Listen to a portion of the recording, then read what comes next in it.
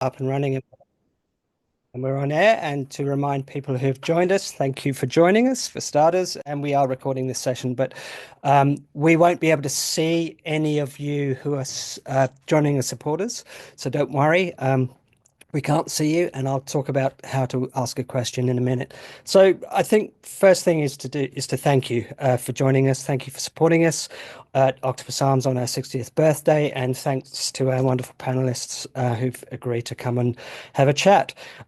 We've got a bit to get on with, so I'm going to get cracking.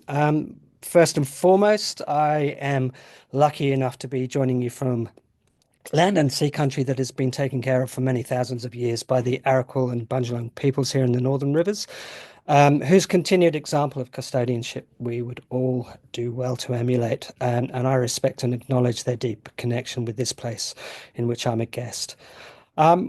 We'll soon be hearing from our panelists, as I said, but first and foremost, and here you can see them, there's Eddie, our founder, Di, a former co-leader, Paul, our current CEO, and Darren and Kate, former CEOs. A motley crew of reprobates, if ever I saw them. But let's do some housekeeping first. As I said, they're going to introduce themselves, and we're going to do some question and answer sessions at the end of this. Now, you can ask your questions by typing it into the Q&A section that you'll see at the bottom of your screens. We will see those questions. Nobody else will. I will read them out and I will try to get to all of them. Do not worry if we don't get to your question tonight. We're going to copy and paste them all into a big document. We're going to send them around to the whole crew and get some good answers for you and send them out as an email later. So you will eventually get your answer, but we'll try and get to them. You'll be seeing a couple of video clips tonight. There'll be an ever so unsubtle spruik of our new range of retro design eras t-shirts. I will blatantly try and push our World Oceans Day appeal. If you're a supporter, you know what's coming but I'll do it all very briefly. And don't worry, if it all goes by in a flash, I'll be sending links in the follow-up email with the recording of this session. So I think that's it. Yeah, so I think let's kick off by watching it might be a film you've seen before. We've sort of rejigged it for our 60th and updated it a bit, but this is an excerpt of a doco that we put out 10 years ago on our 50th and updated for our 60th, History of AMCS. So Mina, my colleague, is going to hit go. In 1965, I went bushwalking with a lot of friends. Amongst the many topics over the campfire was, why don't we set up a marine conservation group? And it was a sufficiently unique idea that people said, yeah, let's do that. Their memories of being involved in something important and it being stressful. Fear is a very strong emotion, and when the industry use that emotion against conservation, it's very hard to turn that around. The 60s, we had staff members that had their phones plugged. Hello? Their houses raided and searched. They were followed by security services. They were attacked in the media. They had legal action taken against them. It was a hot time, I can tell you. My hands were often shaking when I opened up the newspaper. What was he going to say about me today? The government and the oil and gas have a strong level of influence, and it's very hard for us to fight that.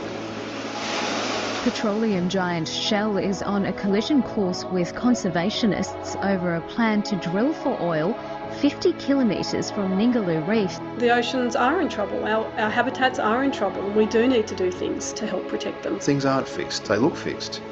The politics look fixed, the business models look fixed, but everything is just waiting to change.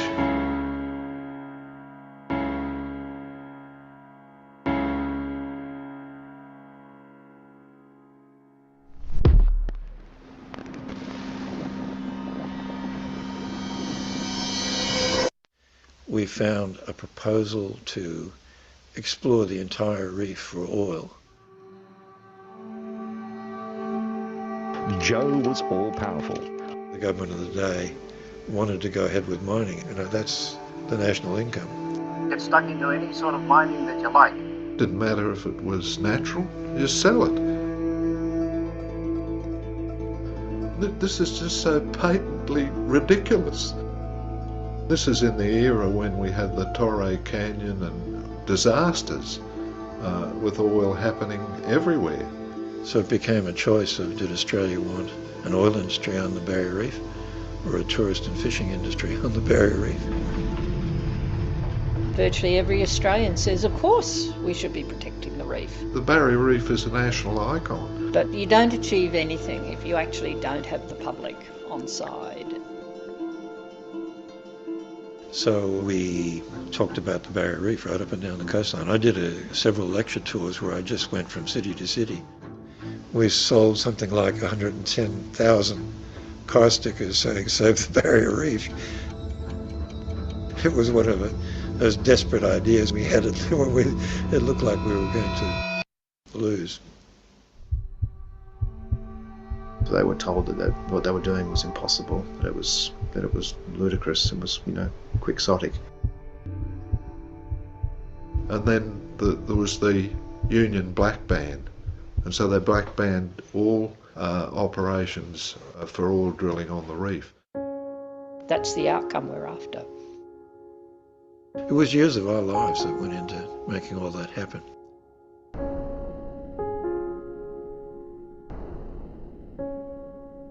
That was a great moment. Here's this tremendously important issue, the Great Barrier Reef, and I'm playing an important role in its conservation. Tremendous sense of satisfaction. I'm proud, and I've spent 30 years of my professional life working on the issues. Probably the only place in the world where private citizens have kept the oil industry out of an area they wanted to drill for oil. Important part of my life, and it still is. Every time another area was saved from a canal estate housing development, or they didn't build a garbage dump in mangrove areas, helping make those things happen had been worthwhile.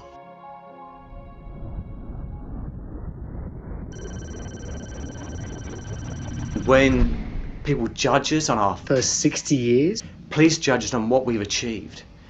And it's a lot. The International Court of Justice has ruled that Japan's whaling is not for scientific purposes. Environmentalists say they're thrilled that Western Australia's Ningaloo Reef has won World Heritage status. An exciting day for conservation in Australia, for us to have a network of marine sanctuaries. Things that AMCS has achieved are real and solid and historic. The federal government has taken steps to stop the controversial Dutch super trawler from fishing in Australian waters. AMCS has created Australia's sustainable seafood revolution.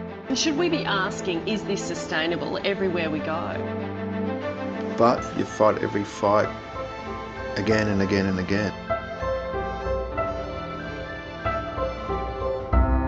Increased dredging in the Great Barrier Reef could jeopardise its World Heritage status. We will see the condition of the reef only get worse, and this is just the thin edge of the wedge. Keep battling, whatever it takes. If it means we need to work with the government to change the laws, we'll do that. If we need to get 10,000 people on the streets, we'll do that. Stand up for marine life. Stand up for our future generations. About 4,000 people packed Cottesloe Beach to protest against one of the toughest shark policies in the world. One of the great wonders of the world took centre stage at a rally in Brisbane today. More than 1,000 people marched through the city, highlighting concerns that proposed developments are threatening its future. If you love something, sooner or later you've got to fight for it. And the people who are doing most to fight for the sea are AMCS. And they need your help. So get involved.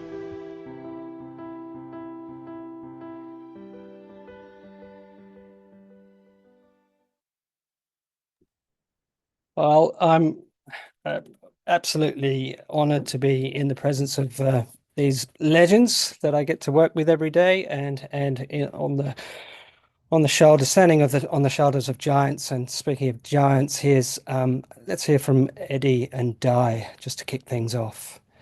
I'll hand over to you, Di and Eddie, and take yourselves off mute before you start talking. Okay, you go. There you go. Well, it's a fabulous evening for us to see a society which has accomplished so much after our involvement ceased. And we're certainly relieved and terribly pleased at the outcome of, since the society was founded, really. I mean, we've had success after success. And that's what builds public confidence and has influenced other nations right around the world.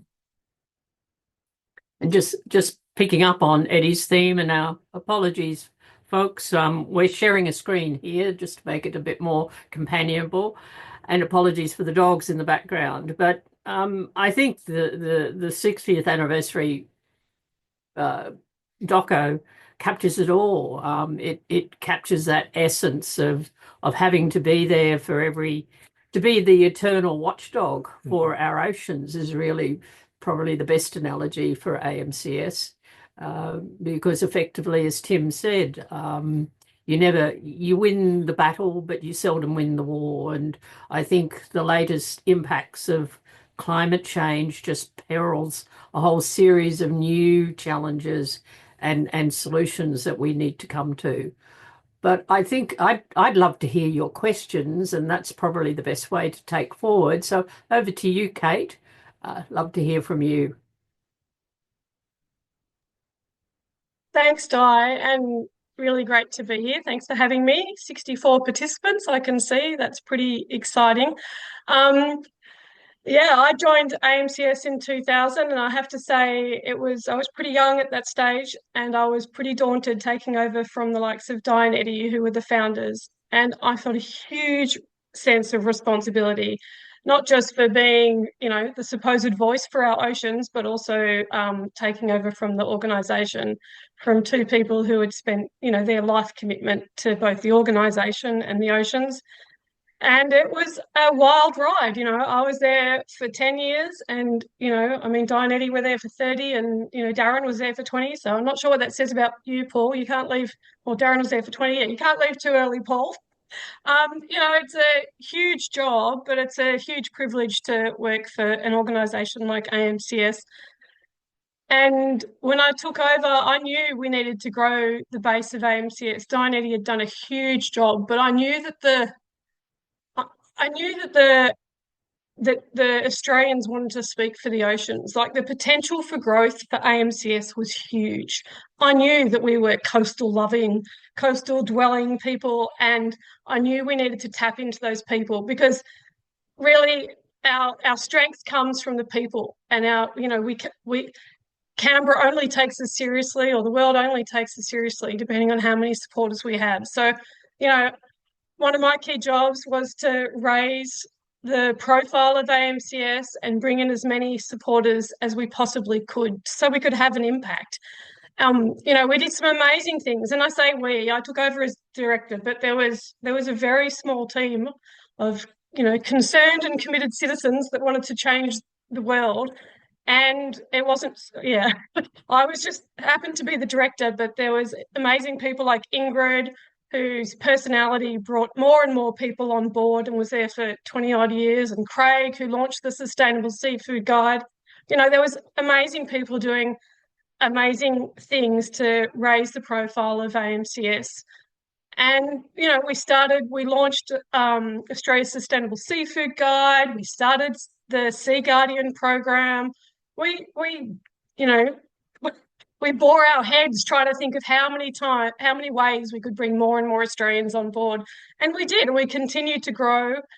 And, I'm really proud of all the things that we did at AMCS. Di and Eddie had done an incredible job of getting the Australian government to commit to national networks of marine protected areas across the country.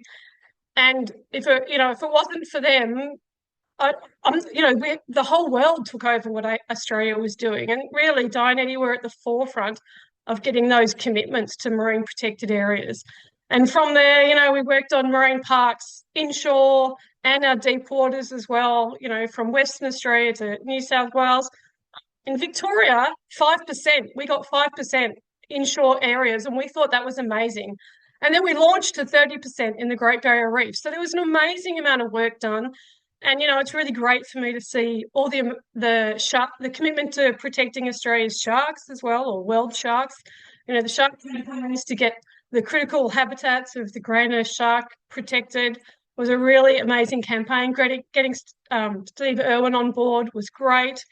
And, launching Australia's Sustainable Seafood Guide, we did, some amazing things, bringing Australians, to the forefront of asking the government to do more to protect our oceans. And really it was on the work of Diane Eddy. And, I seem like I was only there for a short while, just 10 years of my life, really. And so with that, I'm going to pass over to Darren, who took over for 20 years. Can't believe that. But over to you, Darren, and thanks for having me here. Thanks, Kate. Happy birthday, AMCS. Happy 60th birthday. It really is a pleasure and an honour to join this Octopus Arms webinar. I felt quite emotional watching the video. That wasn't just because when that was first shot, I had a lot more hair than I have now, and I'm grieving the loss of that hair. But it was a really good reminder of the history of this incredible organisation, just how much it's achieved.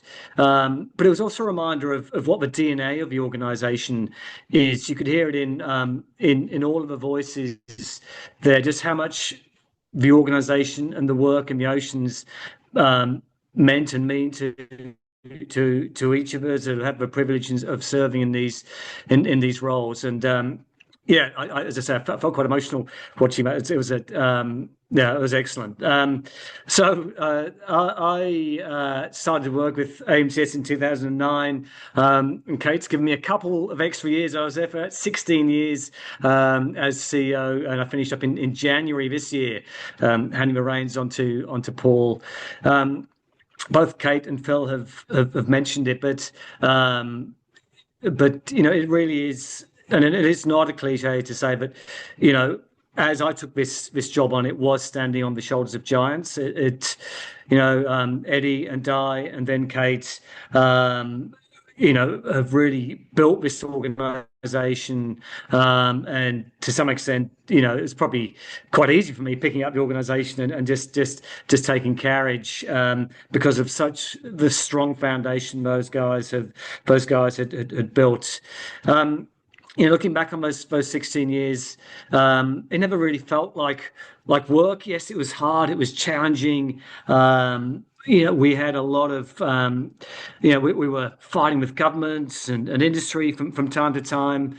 It was difficult, and we were faced with some really significant challenges for our oceans. But it didn't feel like a job. It didn't feel like work from that point of view, because each day I got to work with colleagues who are knowledgeable and passionate about what we were trying to achieve, and working on issues that, for a cause that was very, very close to my heart. And it may sound like a cliche, but it really probably is one of, if not the best jobs in the world. That's why the people that have led this organisation for 60 years, they are all here on your screens. There's not been many of us. It's an exclusive club. We've hung on to the job as long as we were able, and so that puts a ball in Paul's court now to see if he can trump all of us. Or he might be 100 if he tries to outlive Eddie and Di's tenure at the helm. But really, it is, as I say, it's an amazing organisation. In the 16 years I was on board, we really did see the organisation continue to evolve and grow. There were 6 people when I started. There were 52, I think, when I finished in January this year. And that brings with it conservation impact and wins across the way. what I would say is even though the organisation has evolved and grown so much, there are things that haven't changed about that organisation but have always been the same. It's that tight-knit bunch of shipmates, fighting to protect our oceans, a real almost family feel about AMCS. It made it a very, very special place to work. And I think it probably will be, for me, the job in my career that probably defines my career. And so, look, yeah, it's really just awesome to be here on the 60th birthday. And so, with that, I will hand over to Paul, our current and currently shortest in tenure CEO, only a couple of months. Thanks, everyone. Thanks very much, Darren. I mean, it's humbling to be in this position. It's an enormous privilege to work in conservation, number one, and to work for an organisation like AMCS is incredible, and it's been said so eloquently by the previous speakers.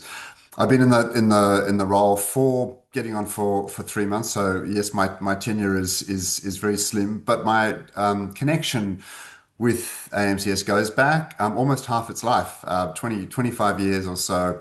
I got involved with AMCS to offer to help around a campaign that was building the first campaign to protect Ningaloo, and ended up becoming the spokesperson for that campaign, and got to know AMCS a whole lot more, even though I was working for other organizations. I recognize something special, which is clear, has been talked about already. There is something very special about AMCS in its DNA, as Eddie and Di were speaking of, and Kate and Darren. There is something about the determination, the passion, the combination of the head and the heart. We take our science really seriously. It's such an important part of what we do. But we recognize that we have to motivate people. We have to persuade people. We have to energize people to do things that they don't even know that they can do to support the ocean and coast and marine life. And we've been able to do that, and AMCS has for a long time. And also, as Darren was saying, when he took over, and during Kate's time and Eddie and Di's, there was only a small group of people. And it's incredible to think about what AMCS achieved with such a small group of people. It is a remarkable story. And I think it goes to that sense of passion and determination. It's a plucky organization. It's undaunted by challenges and takes on challenges that are kind of mad to think about, taking on big oil and gas, big industry, governments that don't care, and often winning.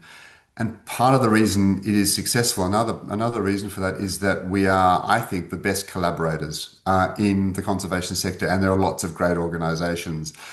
But we are actually able to leverage what we need to do because we play such a key role, and we're able to build networks with scientists, with the community, with other conservation groups, very small ones and very big ones, international ones as well. And we've been able to play our part in that and grow as a consequence and achieve more as a consequence of doing that. But we're also very honest about what we face. We are halfway through the critical decade. We have serious climate challenges and biodiversity challenges. There's just no escaping that. And in the last weeks, it was very tough for those of us who love the marine environment to see the first major dual bleaching of Ningaloo and the Great Barrier Reef during the election campaign as well. So things are very serious, and we are able to understand the seriousness of what we're facing, but we're not paralyzed by it. We know how to channel that concern into positive directions and to motivate people, and we know we need to do much more of that, and we can. And so I'll just finish off by saying we're in the process of developing our new strategic plan for the next 5 years. It's such an important time in Australia's history and in the planet's history. And that's about finding ways to really tackle climate change in a much bigger way and much more effectively even than we've been able to so far, and to build the resilience of the reef and the reefs and the Great Southern Reef so that they can better withstand the pressure from climate change, to protect species, threatened species, to create more sanctuaries, to fill in the gaps. Even though we've done a good job globally, there are big gaps to fill in as well. To deal even more effectively with the scourge of plastic pollution, and also to work much more closely with First Nations people to really embed our work in the thousands of years, the millennia of understanding of traditional knowledge. And we're making some real inroads in that arena, even though it's early days. So we've got a lot to be proud of. We have, and I am standing on the shoulders of, and we are all standing on the shoulders of some incredible people and inspiring people, and it's such a privilege to be here and to be speaking on this virtual stage with the leaders who've got us to where we are now. Thank you.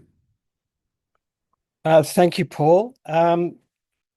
You mentioned emotion just now, and I always find myself in these positions where I'm working with scientists and researchers and attempting to explain what they do to other people with absolutely minimal knowledge myself. So I'm glad you talked about emotion, because this is something I can speak about in introducing our next preview of a campaign that our wonderful comms team are just about to embark on. Some of you might mention one of the campaigns that we ran a few years back called the Fragile Oceans campaign, which resulted in some wonderful graphics and wonderful t-shirts and a whole raft of supporters coming on board.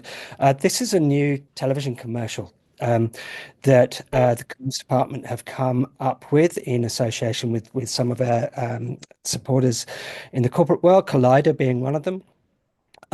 It's more than a TV ad. It's more than just brand awareness. It's a call to join a movement. It's about the voice of the ocean and about AMCS being the voice of the ocean. And it's an attempt to get that emotion across and invite people to stand with us. The ads are going to be going out, I think, from early June. And I should thank Nick Cave and the Bad Seeds for donating a wonderful soundtrack. We're just going to see, this is a rough cut of this commercial. It's not the final product, but again, we'll send links out to this. Mina, can you hit play, please?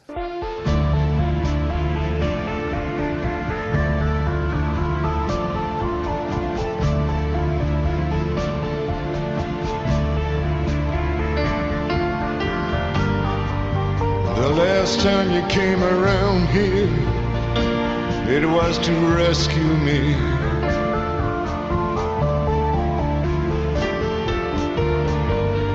You arrived just in time with your customary flair.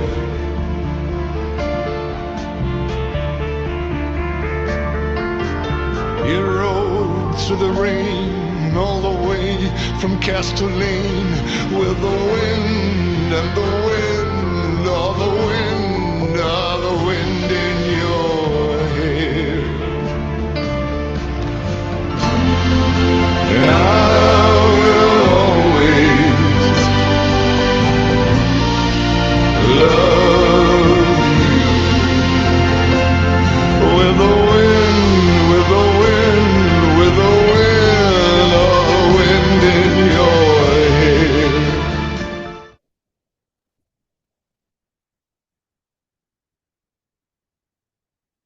So as I said, that will be going to air, I believe, from early June. So look out for those. And that introduces us to our Q&A section. And I've got some zingers of questions coming up on the Q&A sheet, which we'll get to. So I'm going to cherry pick them, and as is my prerogative as the MC. I think though it's only fitting that I'd start with a question of my own, because I'm selfish that way. Because I had the pleasure of speaking with Darren and Eddie this morning, and Eddie, I want to ask you this question because you mentioned that you were born into this role. You were raised in a family of fishers. You learnt to love and respect the ocean off the coast of New York, and you said, I think you said you learnt a lot about adversity. Tell us about that, and how did that lead you to ending up in Australia and founding this organisation?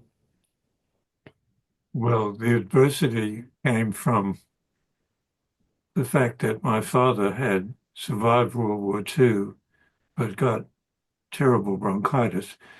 He actually joined the American Merchant Marine after, you know, after the Dunkirk disaster, and they ran guns to the British, guns and ammo, and the ships were preyed upon by submarines on the way.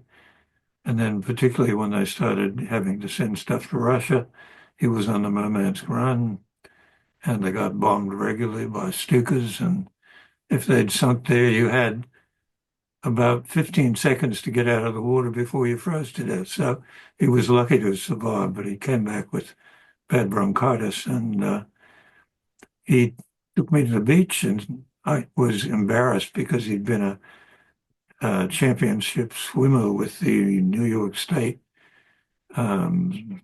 swimming club, or whatever they were called. And I didn't even want to go in the water. So he bought me a mask and snorkel. That sort of changed everything, changed my life. But I certainly have been able to travel and help in quite a few countries, as well as Australia, particularly in Southeast Asia, in protecting their marine environments, and particularly the mangrove forests, which were very much at risk by clear felling in large areas. Thank you. That leads me to Di and Eddie. Thanks for sharing that. Talking about trees and tree felling. Di, you also mentioned this morning in that same conversation, and this is going to segue into some of the questions we have about what changes has AMCS seen. Fundraising at the Eka. You said you sold trees at the Eka as part of as one of the ways you used to raise funds. Can you let us know about that? And for anybody who's not a Brisbane resident and doesn't know what the Eka is, it's the agricultural show held every year as an excuse for Brisbane people to not go to work. Sorry, it's to celebrate the wonderful rural history of this great state. Thanks, Phil. And apologies, folks. One of our little dogs decided to bark. Yeah, fundraising was always a challenge because I think when we first started, subscription to the organisation was $5 a year membership. I think our overall budget when I first got involved in 1970-71 was about $10,000 a year if we were lucky. And we were selling car stickers, as Eddie mentioned, in the doco for 20 cents a pop was a major fundraiser. So our other fundraiser, in fact, was, and we really used our network of members who were really enthusiastic gardeners. We had a little native plant nursery, and we used to go around to various events, and including the Eka. We probably did at least once a month, if not twice a month, major events in and around Brisbane and elsewhere, selling native plants and selling T-shirts, all the things that you do now, but it was at a very different scale compared to what you can do through social media and the outreach that you can do. As Kate said, it's that ability to outreach to a broad range of people. And in the 70s, you had to do it by phone, by face-to-face meetings, by letter writing. And, one of our big sort of high points technology was to get our first fax machine that allowed us to distribute to the media releases very quickly. So there we go. Brilliant.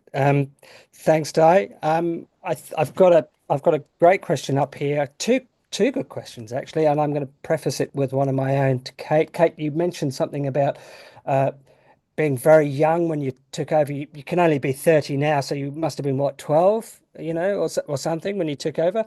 That's not the question. That's me just being silly. You're going to love this question. Should we put more emphasis on the existential importance for humanity of the oceans, or will that be seen as negative? Yeah, it's a tough question. It's a tough question in Australia. Since leaving AMCS, I've done a lot of work in Pacific Island countries. And I have to say that having meetings with ministers in Pacific Island countries they get it a lot more than our ministers here, which probably means that people when you're working in developing countries, they get the connection and the need for our connection to oceans or nature a lot quicker than we do in Australia. We're so disconnected from nature. And you go to those meetings and they all grew up fishing and they all grew up, subsistence living, being out on the oceans. They need it for survival. They need it for their living. And then when you go to meetings in Australia, it's like, some of those ministers are lucky to have, ever gone to the oceans, and so reminding people that we actually need our oceans, not just for food, but, for our well-being, but also for our climate. And so, I don't know, do we lose out by speaking to that? I don't think so. I think we need to remind people that we need nature. If we don't have nature, we can't breathe. I think one of my most favourite memes, it was a while ago now, but I remember sharing it with my kids, was like, if, trees gave out Wi-Fi, we'd all be planting trees, Yeah. But hey, they just give oxygen, Surely we don't need oxygen, but we do need oxygen, and we do need to look after our climate. And that means looking after nature. So yes, the more we can talk about our need connected to us is important. Yes. That's great. And there's a good segue there to another question that I've had popping up. You mentioned that people overseas may have a better appreciation of what the environment means to us. The question that I've got up here on screen is, in his movie Ocean, David Attenborough referred to a discussion to take place in late June 2025 of the proposal to make 30% of the world's oceans into sanctuaries. There's also a meeting to be held at the end of June overseas. Can you tell us about this and whether Australia will participate and whether AMCS will be participating in those talks? I guess that's probably a good one for you, Paul, because it's a current one. Sure, yeah, absolutely. I mean, I saw Kate come off microphone there. So Kate, did you want to answer that one as well? I'll just keep going, but feel free to jump in as well. Okay. So the UN, this is the third United Nations Ocean Conference, and it's a recent phenomenon, and it's actually a reflection of the prominence now that the ocean has internationally. It wasn't so long ago, and really 15 years, 20 years ago, really, that the ocean was almost invisible in international discussions. And so it's been building in profile over that time frame. And I was involved in some work around that when I was working for WWF International to try and build the profile of the ocean. And we need to continue to do that. So these ocean conferences and the UN's focus actually provide an opportunity to understand what needs to be done. And like Kate was saying, the extent to which the ocean supports livelihoods, food security, economies, planetary health, really, and helps us deal with climate change as well, is being recognized more and more by governments.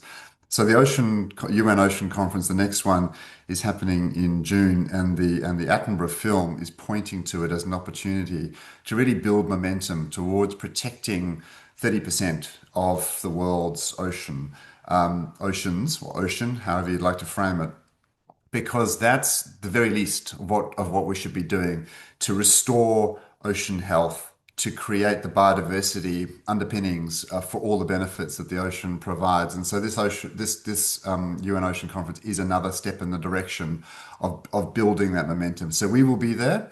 A group of us will be going from AMCS and working with the Australian government, which is going as well. I think the brand new minister might be going to the Ocean Conference. We certainly hope so. Senior government officials, and also some of the people who support our work from around the world will be there too. So we're taking full advantage of this upcoming conference to build momentum in Australia, but also, as has been talked about already, for the work that Australia has done and needs to do as an ocean leader to be recognised as well. So we do have a significant impact globally as well, and we need to build on that. Thanks. Thanks, Paul. And I'll stay with you just for the moment. But building on that idea of what does the environment do for us, and how can we get that message across? And my message has just moved down. I'm going to read this out. What are your thoughts on making more political use of the economic benefits of marine protected areas and indeed marine conservation tools for tourism, fisheries, and indeed community well-being? It's a really good question, Phil, and it's an important part of the overall advocacy message and campaigning message. And I've previously been involved in work at the global level to look at the economic value of the ocean, and it's extraordinary. In fact, if the ocean were considered an economy, it would be the world's seventh biggest economy based on its on its gross marine product, if you like. So it's the ocean is a significant contributor to the global economy. But I think it needs to be borne in context as well. We don't want to monetize the inherent value of reefs or the ocean. It's so much more valuable than that. It has so much deep cultural meaning for people. It's a source of wonder and inspiration. It provides food security. It provides a whole lot of services that we need as a nation and as a planet that go well beyond economics. But the economic case for protecting the Great Barrier Reef or Ningaloo is absolutely profound. And for some audiences, it's the argument that means more than any others. So we have an array of arguments that we need to make, and sometimes the economic one prevails. Other times it's more about a heartfelt reaction to the need to protect a threatened species. We deploy, and AMCS is very good at deploying the arguments as it needs to and tailoring the arguments as it needs to in any particular campaign. Thank you. You talked earlier about working on the strategic plan, which is our next 5 years of strategic planning. And I'm actually going to throw this to Darren because it's totally appropriate, because Darren was working on that as well, of course, up to the end of last year. And I'm going to ask a question of you, Darren, but I also want Di and Eddie and Kate to consider what answers you might give that might have been different when you first started your role as CEOs and when Eddie and you first founded this organization. The question is this, and it's from one of our supporters. What are AMCS's 3 I wish, and what is our 3 I wonders? You can come up with one if you like, DK. 1 I wish and 1 I wonder, but let's hear some examples of what do you wish would just happen in a perfect world. Yeah. No, that's a great question, and I'll waffle for a bit to give the others a chance to think of one.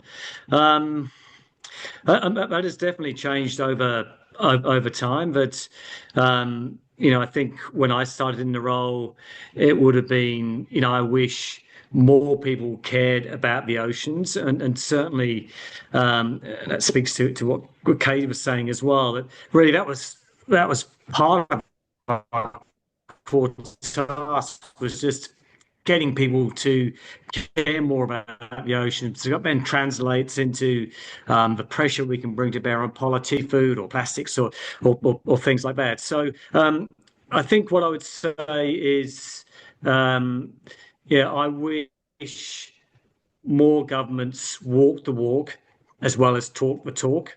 Australia has been a global leader in ocean conservation, which again points to the conference we were just talking about. But probably over my time at AMCS, the gap between perhaps what was said and what was done felt like it widened at times. So I wish Australia would reclaim its crown as a global leader in ocean conservation through further solid and genuine action, but really sets the gold standard, the world-class standard that other countries aim to attain when it comes to fisheries management, marine protected areas designation, all of those sorts of things. We're doing okay, but we need to do more. And Australia, because of its position, the incredible global biodiversity we have, places like the Great Barrier Reef, we need to be setting that example. I feel like with that waffle, I've forgotten the second. I wish and I wonder, but what was the other bit? I'm going to stop you. You can think about the wonder, because you've given me a perfect segue to Eddie, actually, because you talked Well, about. I wonder why you're cutting me off. That's my wonder. Time. You were cutting out a bit because of the bad connection between Vietnam. That's my excuse, and I think I'm going to be backed up by that. You were dropping out a bit there, DK, but we'll come back to you on the I wonder, I promise.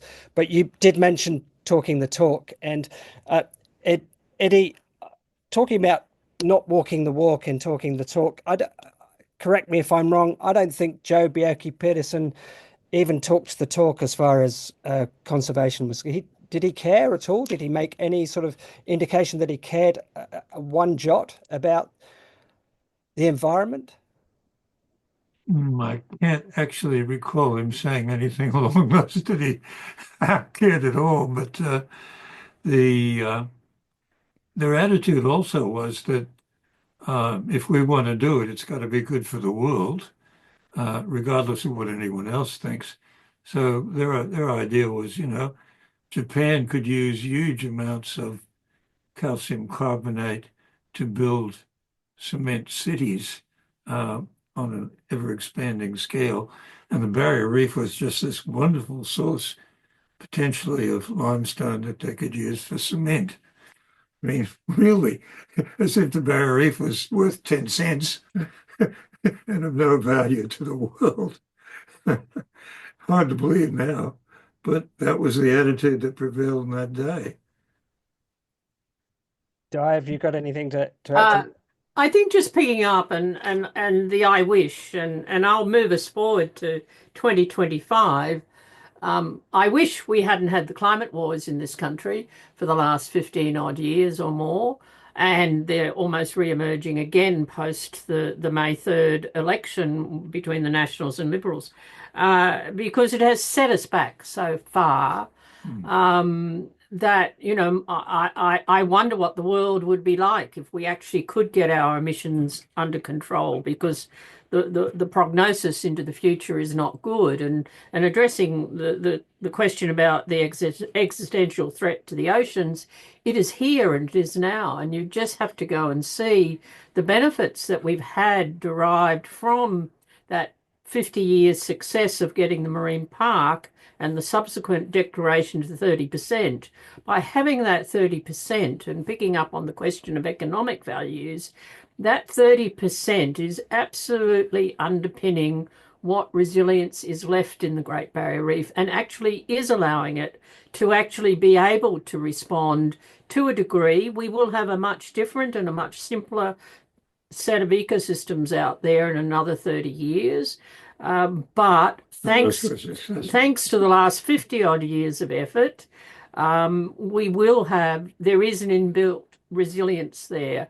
But it's only so good once we get a temperature range more than 2 degrees, and that's where we're heading.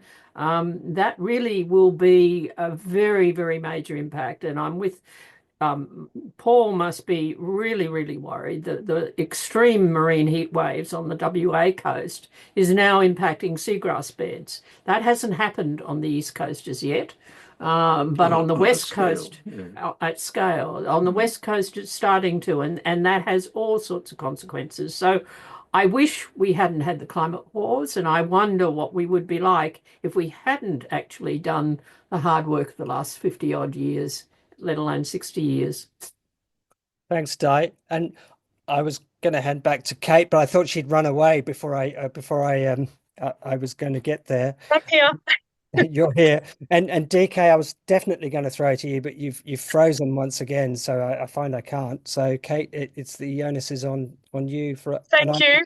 And I wish I have so many wishes and a lot of wonders, but I'll say a few. I wish democracy wasn't so expensive. I just, no matter, when I started at AMCS, I just couldn't believe how much it cost to run a campaign, to how much it was to run just simple campaigns, which should have been protecting our oceans, protecting measly 5% or 10%, and quite frankly, even 30% highly protected is still measly compared to what's happening outside. But it is ridiculously expensive to fight and live in democracy. And, if I can appeal to any donors out there, AMCS is at the forefront of this stuff, and it is expensive, and I hate that it's expensive. So that's what I wish. And I wish that politics wasn't about negotiation, because every time I see in Parliament them negotiating about outcomes for the environment, I mean, the laws, negotiating how we protect our environment and having votes, it's just appalling. We need to be protecting our environment because we depend on it. So I wish politics wasn't about negotiation. Um, and I wonder, I wonder how my kids would be different if they didn't worry about what the earth was going to be like in 10 or 40, 50 years. If they didn't have to, I wonder what it would be like for them if they didn't have to worry about climate change. If I didn't have to wonder whether or not I could take them for a snorkel on the reef and see what I saw when I was younger and what my parents saw. So that's what I wonder, and that's what I hope for.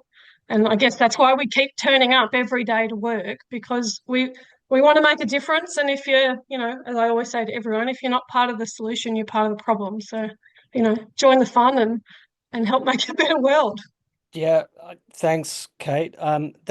Democracy is expensive. It reminds me of that quote about the truth. Truth is expensive. A lie has gone around the world before the truth has even got its shoes on, and I think that's it's just remarkably true these days, where a lie is very cheap. Lies are very quick. You can just manufacture thousands of them before people with due diligence and who can actually think critically and read critically can actually bother to read in depth. But I'm waffling now. So Darren, I'm going to throw back to you for the I wonder, because I realize that even though you're an ex-CEO and I can be as rude as I like, you don't write my paycheck anymore. I should, for appearance's sake, at least give you the chance. Thanks, Phil. I do wonder if my internet connection will hold out. Yes, I am here in Vietnam, and there's a thunderstorm sweeping in. So, look, I think my wonder is really quite simple, and I wonder what the state of Australia's oceans would be like if it were not for this incredible organisation. That's genuinely over 60 years. We incredible staff, the wonderful supporters, many of which have joined us on the call. We've made such a difference for our oceans, places like Ningaloo, the Great Barrier Reef, the health of fish stocks, shark finning, tackling plastic pollution. So what would Australia's oceans look like without this organisation? And so, I think that's just a good reminder of the incredible work that we've done and the incredible support we have as an organisation that helps us do that work. Thanks, Phil. Thanks, DK. I've got a question for you, Paul, and it's sort of rolling on from Kate mentioning, she wonders what it would be like for her children if they didn't have to think about climate change. And I have a question here from a supporter. How do we best harness young people's passion and concerns about climate change for their wider input in supporting AMCS? Well, Kate put it so eloquently. It was very moving, actually. And as a father, I understand exactly what she means. And I think many of you watching and participating tonight will know exactly what Kate's talking about as well.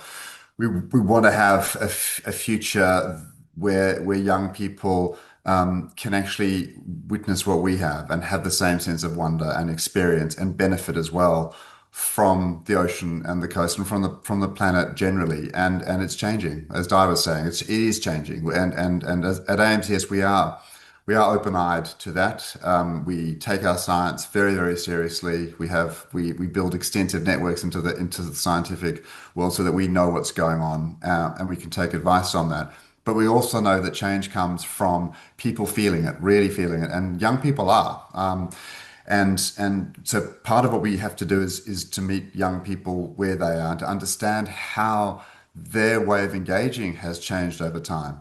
Young people, to generalize, want to engage in these kinds of issues more than ever, but they want to do that in different ways, and they have a lot of pressures on them as well. And so we have to recognize that, and those of us who are a little bit older perhaps struggle a little bit. So we actually have some incredible staff at AMCS and some of our and some of our alliances who really know how to use social media to genuinely and authentically engage young people. But we also know that a lot of young people want to do the IRL in real life thing, to use the vernacular. They actually want to gather. They want to come together. They want to feel and talk about these issues in a very authentic way. And we're seeing that as well. So we need to adapt. We need to find ways to channel the anxiety that many young people have into positive directions and to feel that sense of purpose that AMCS has at its core. And through doing that, they can actually then begin to steer the future that they want, which is, again, a huge privilege that we can be part of.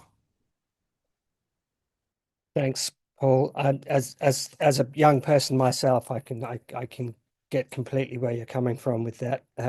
Certainly not the eldest member of staff on as of when DK left. I think DK, you were older than me, aren't you? Maybe, I don't know. I've got an open one here, but it's probably relevant to you again, Paul, and DK, because the work on this started, as far as I know, during your tenureship, but I might be completely wrong. And Kate and Di and Eddie, please correct me. The question is, has AMCS adequately built strong relationships with Indigenous communities managing sea countries? And I think that's a loaded question, or at least I know the answer to half of this question, because I think the answer is always going to be no, but I'm going to let Paul, Darren, anybody elaborate on why I would say no, never enough, but go on. Well, look, I'm happy to kick that off. Yes, absolutely, not enough, but we've been making some real effort to do that as an organisation over the last few years, and Darren had carried a lot of that and a lot of support from the organisation, and I was very pleased to be part of that. And I think there was work that began well before that as well, but we recognise that there's so much more that organisations like AMCS need to do, and we need to also learn from experience of others and listen a whole lot more as well. So we have engaged much more in that arena. We have a lot more to learn and a lot further to go, but it is actually absolutely crucial, and we are working already with traditional owners, First Nations people in the north, at Ningaloo and the Reef, and we are learning from that how we can do things a lot better, and to recognise that First Nations people have an enormous amount of knowledge, but also an enormous amount on their plates. And so what we want to do is to not burden First Nations leaders with even more unless we can provide support and make the work that we are and the advice we're calling for them to provide us really meaningful and impactful. And so we're being very, very clear about our ask of people who already have a huge amount of weight of responsibility and feel that keenly. But I might hand over to Darren and others on that one too. Thanks.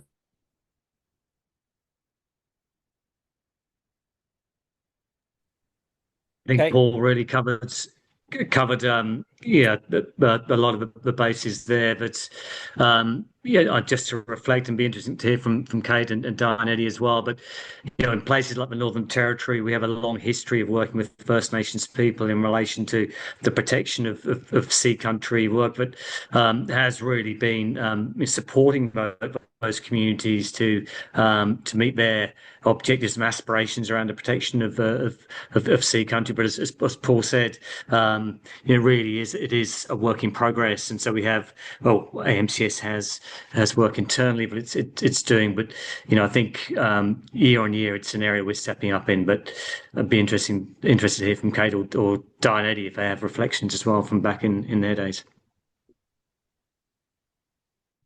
Thanks, DK. Just quickly, mostly our staff were based out of Brisbane. We did have branches around the country, which were doing amazing work, but legally I came into all sorts of trouble with that when I first arrived, which I won't go into now. But one of our first paid staff members was based out of the Northern Territory. That's Adele Petter, who was I remember hiring her. She is an amazing woman and still is an amazing woman and still working for AMCS, which is terrifying for her and amazing for everyone else. But, you know, you can't live in Darwin without working with Indigenous and traditional owners. And that was, part of the forefront of that work up there. So, we recognised pretty early on, we probably did a pretty shit job of it, first of all. And I like to think we're doing a better job every year of engaging and working and supporting and profiling the need for more work. But we certainly recognise it early, and we're learning more and more. But maybe Diane, Eddie, you want to say anything? I certainly enjoyed working in Kakadu. We had two, I think, virtually month-long surveys involving about a dozen of us who were most experienced in doing mangrove flora and fauna surveys. We worked with old Bill Nayeri, who was the senior Aboriginal elder for seemingly the whole Northern Territory, I think. He was in the field with us all the time in the helicopter. And one day I was walking through the mangroves, and he was behind me, and my knee smashed into something. And I looked down, and it was an old dugout canoe. It turned out to be his mother's dugout canoe, which she lost about 40 years ago in a flood. Anyway, that really cemented relations, and that canoe can be seen in the Marine Park Museum area. I guess so. Picking up on Eddie's anecdote, it probably exemplifies. We touched lightly where and if we could, and it was probably not until the formation of the Marine Coastal Community Network, which we led in the early 90s and which effectively ran for 15 years, that we reached out more and had more interaction. But I think, Paul, you nailed it. For First Nations people, for many, it's about having a sense of that connection to country, but also an underpinning of livelihoods that is so important now and into the future. So it's about working out how effectively those partnerships with First Nation people can occur, and looking at mechanisms. And perhaps you've got instances like the TUMRAs, the traditional use of marine resource agreements along the Great Barrier Reef, as a possible mechanism for strengthening those relationships. Thanks, Di, and thanks, Eddie, and everyone. We're coming to the end of the time.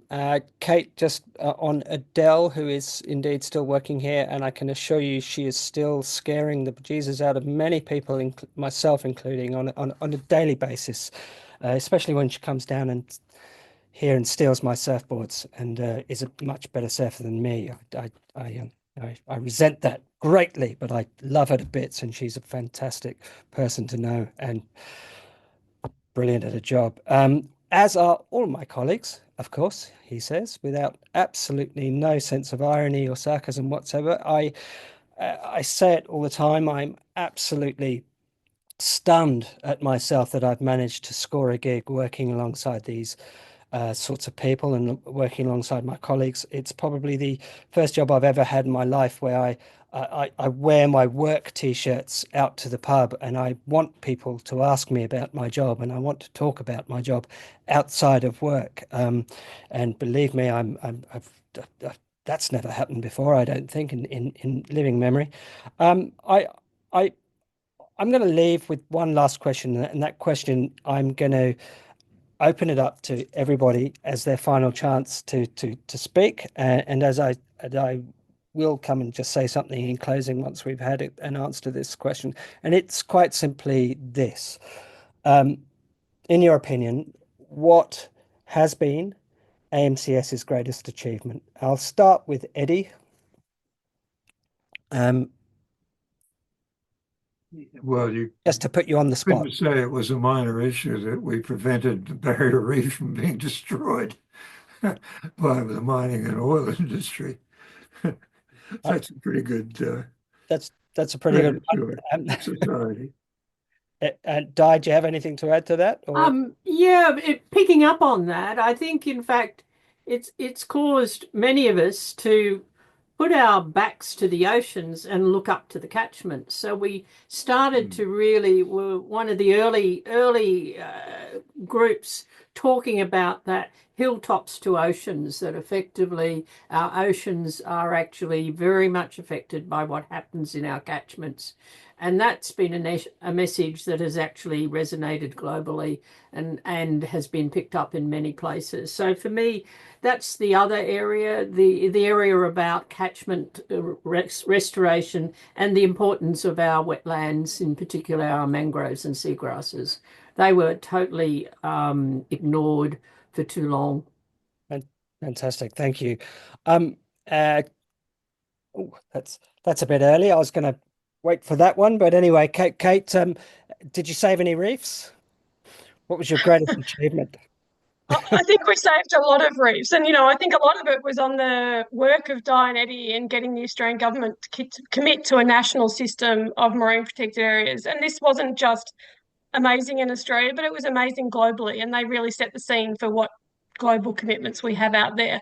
And Australia has done an amazing job. We have a long way to go, but we've protected a lot of mangroves and a lot of reefs and a lot of rocky shores and a lot of kelp forests, and there's still a lot more to go. But that's probably the most amazing. And also, I think sort of lifting the lid of our oceans. We look out at the oceans and we think they look so beautiful. We look out there, whether it's at a reef or whether it's at the in the deep sea, it just looks serene and beautiful. But you've got to lift the lid and see that it's in trouble. We've got to look under, and we've got to work hard to make sure it's healthy underneath. And I think AMCS has really lifted the lid on that for the public. Thanks, Kate. DK, any further thoughts? Yeah, I mean, there's so much to mark our history with the Great Barrier Reef and other things. But I think perhaps our greatest, and it's a unifying achievement, is that more people give a shit about the ocean now than they did 60 years ago. If you look at conservation, protection of the ocean, it was always really the sort of poor cousin of conservation on land. And through the work of this incredible organisation, we've really pushed the importance of protecting our oceans up the agenda here in Australia and overseas. And as Tim said in that video, Tim Winters in that video earlier, people, if you love something, you're going to fight for it. And really, if you look at a lot of our work, it's been getting people to fall in love with parts of the ocean, as Kate was saying, lifting the lid so people can see and connect with the ocean and then want to fight for it, whether they're a member of the public, a donor, a politician. So I'd say that's probably our greatest achievement. Plenty of distance still to go, but yeah, that really I think underlines what this organisation has helped achieve here in Australia. Thanks, DK. And to close, Paul, any closing? Well, as you would expect with such esteemed colleagues, they've said it all and said it all so eloquently. But really, I think putting the ocean and coasts on the national agenda adds a very significant part of how we identify as Australians and for the future. And also building the collaborations which mean that we can do so much more with the support that we have, including from the people who've spent their evening with us tonight, to be able to leverage outcomes in a much bigger way, because it goes beyond AMCS to the networks that we have built over the years and the respect that we've engendered over the years because of the work that we've done. And which means that we can then work very seriously on climate, on nature laws, on the national agenda, and bringing the ocean piece to that and achieving the big outcomes that we know are needed in Australia and globally. So it's being relevant and on the agenda, and that's what 60 years has done, and so much more too. Thanks. Thank you, Paul, and thank you, panelists, but most of all, thank you to all of the supporters on online. I'm looking at the numbers, I'm looking at the time. We're 10 minutes over, and miraculously, I think we've only lost 4 or 5, which is a record, because on a Monday night, for so many of you to turn up and listen to this, just is good evidence of how much you care and how much you support us. Talking of support, here's my very quick but very blatant sell to remind you that World Oceans Day is coming up. It's end of financial year. We don't get any support from government. Less than 3% of our support comes from any corporation. We say no to far more money from corporates than we say yes to. And it really is down to you and to your support that we have and continue to be able to achieve what we can and do achieve and want to achieve. So thank you. And I'll leave you last of all with just a quick slide showing you these wonderful t-shirts that I mentioned earlier. They are harkening back through the decades, right back to the top left there. You'll see the bumper stickers for Save Our Reef. And they have a 10% discount code, and up until the 25th, another 6 days. So please go to the shop and have a look and remember that code. Don't worry, we'll send it in an email afterwards if you forget it. And last but not least, with pride and absolute joy, I say thank you to each and every one of you, and especially to Eddie, Di, Kate, DK, and Paul, and to my wonderful crew of colleagues who've sit in the back and make sure that this actually happens and works. Have a lovely evening, have a lovely week, and we'll see you when we see you. Thank you very much.